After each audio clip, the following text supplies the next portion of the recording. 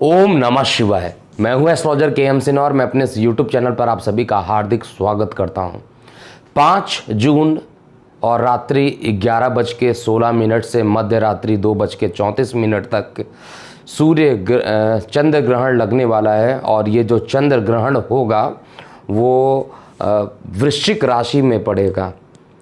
साथ में जो नक्षत्र होगा ज्येष्ठा नक्षत्र, जो कि बुध का नक्षत्र माना जाता है, उसमें ये ग्रहण लगेगा। इस ग्रहण में बहुत सारी प्रभाव पड़ने वाले हैं। हालांकि ये भारत समेत कई जगह पर अफ्रीका, एशिया और ऑस्ट्रेलिया के कुछ हिस्सों में ज़रूर ये देखने को मिलेगा। इस चंद्र ग्रहण को पूर्ण खंडग्रास चंद्र ग्रहण के रूप में आप नहीं देखेंगे, आंशिक ग्रहण के रूप में ही ये रहेगा। लेकिन इसका आंशिक प्रभाव भी पूरे जातक पर बहुत प्रभावी रहने वाला है, विशेष रूप से वृश्चिक लगन वालों पर। और एक एक लगन के बारे में जो मैं बताऊंगा उस पर इसका प्रभाव कुछ ज़्यादा ही रहने वाला है। तो इसमें 2 उपाय मैं आपको बताऊंगा। ऐसे विद्यार्थी जिनकी मेमोरी थोड़ी सी कमज़ोर है, जिनको कई बार पढ़ने के बाद भी चीज़ें याद नहीं होती है, उनके लिए उपाय है। और दूसरा, जिनको धन की समस्या हमेशा रहती है, कुछ भी कर ले धन की प्रॉब्लम है, या आने वाले समय में नौकरी जाने का अगर खतरा है, तो ऐसे लोगों के लिए निश्चित रूप से ये उपाय आपको करना चाहिए। जिनको धन से रिलेटेड और धन के साथ साथ जॉब से रिलेटेड अगर कोई प्रॉब्लम आती है, तो उनको इस मध्य रात्रि में, यानी रात्रि 11:16 से मध्य रात्रि 2:34 में जो ये पूरा ड्यूरेशन होगा चंद्र ग्रहण का, इसमें आपको गायत्री मंत्र का कम से कम 1800 बार आपको जाप करना चाहिए। ऐसा करने से आपकी मनोकामना सिद्ध होगी और इसके बाद आपकी बहुत सारी समस्याओं का समाधान हो जाएगा। ऐसे विद्यार्थी जिनको मेमोरी में काफ़ी प्रॉब्लम आती है, चीज़ें नहीं याद होती हैं, उनको इस ग्रहण के दौरान ओम सोमेश्वराय नमः का कम से कम 108 की एक माला अगर कर ले और अधिक से अधिक 1100 की अगर ये माला कर लेते हैं तो इनके लिए बेहद ही लाभप्रद होगा।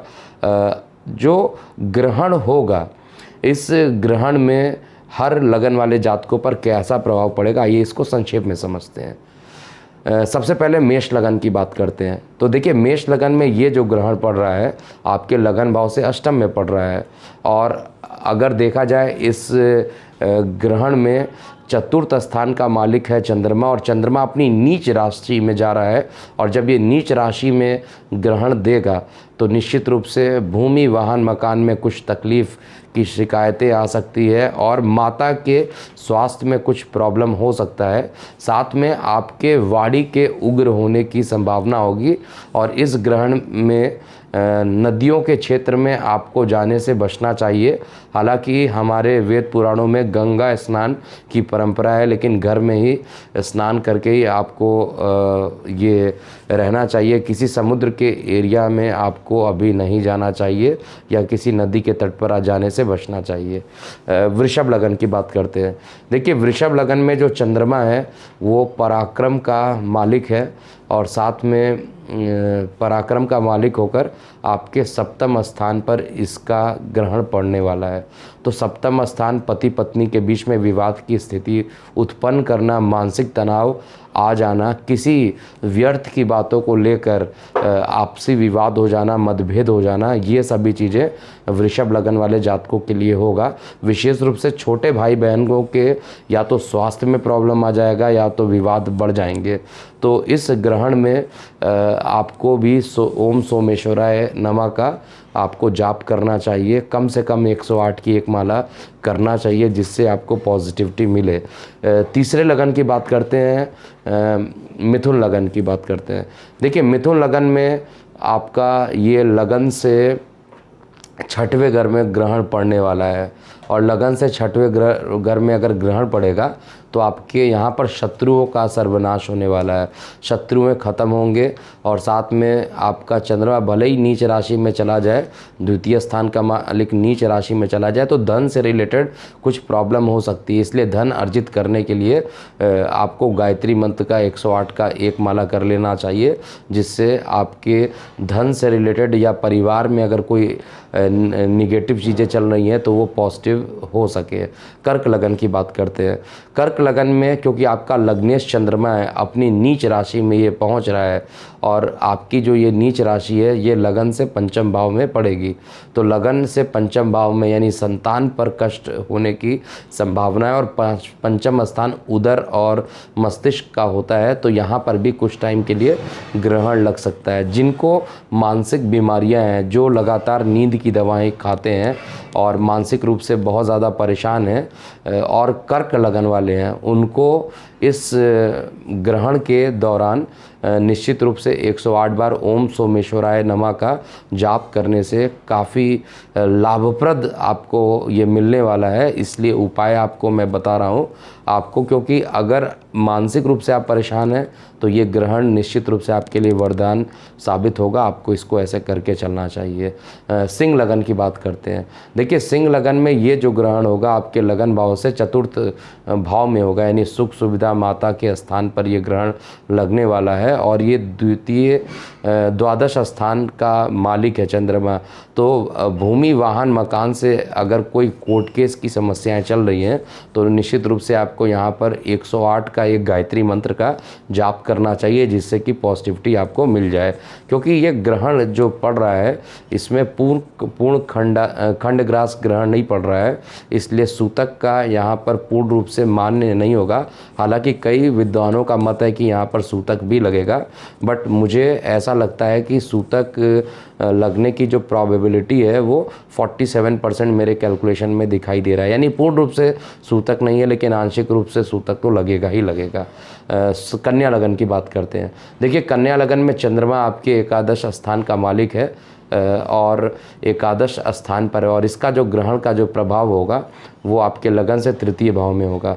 तृतीय भाव में छोटे भाई बहनों पर ग्रहण लग रहा है। तो इस ग्रहण में अगर आपने उपाय कर लिया, ओम सोमेश्वराय का जाप अगर आपने 108 की एक माला की, तो आपका आने वाला समय आपके मान पद प्रतिष्ठा को बढ़ाएगा। अन्यथा इस ग्रहण के निगेटिव प्रभाव में, और अगर आपकी दशा अंतरदशा भी खराब चल रही है, तो निश्चित रूप से आपके पराक्रम में ये निगेटिविटी लाएगा। मान सम्मान घटने की संभावना यहाँ पर मैं देख रहा हूँ। तो टाइम है, आप ग्रहण का लाभ उठाइए। इसके बाद तुला लगन की बात करते हैं। देखिए, तुला लगन में जो चंद्रमा होता है वो दशम स्थान का मालिक होता है, और दशम स्थान का मालिक होकर ये ग्रहण आपके लगन से द्वितीय स्थान पर पड़ रहा है।